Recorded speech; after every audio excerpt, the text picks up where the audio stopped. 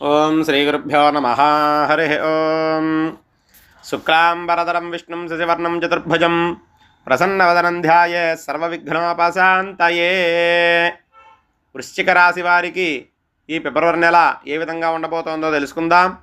మీ జన్మ నక్షత్రం విశాఖ 4వ పాదం కానీ, అనురాధ 1, 2, 3, 4 పాదాలు కానీ, జ్యేష్ఠ 1, 2, 3, 4 పాదాలు అయినట్లయితే మీ జన్మరాశి వృశ్చిక రాశి అవుతుంది.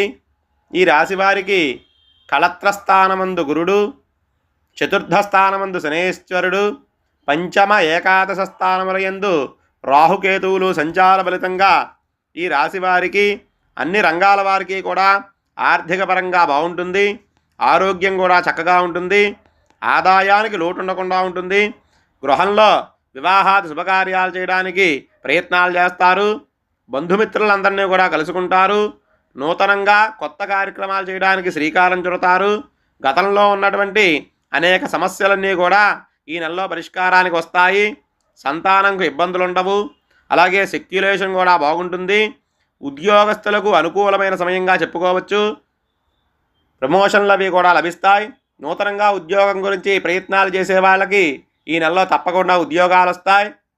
అలాగే విదేశాలు వెళ్ళి అక్కడ వృత్తి వ్యాపార ఉద్యోగాలు చేయాలనుకునే వాళ్ళకు కూడా అనుకూలమైనటువంటి సమయంగా కనబడుతోంది.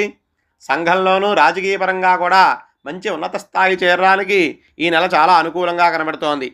ఇంకా ఎవరైనా సరే ఈ వృశ్చిక రాశి వారు చిన్న చిన్న ఇబ్బందులు పడుతున్నట్లయితే వారు ఒక 3 మంగళవారాలు ఆ సుబ్రహ్మణ్యేశ్వర స్వామి వారికి పూజ కానీ జపం కానీ చేసినట్లయితే ఆ స్వామి అనుగ్రహం వల్ల అన్ని శుభ ఫలితాలు కలుగుతాయి. స్వస్తి.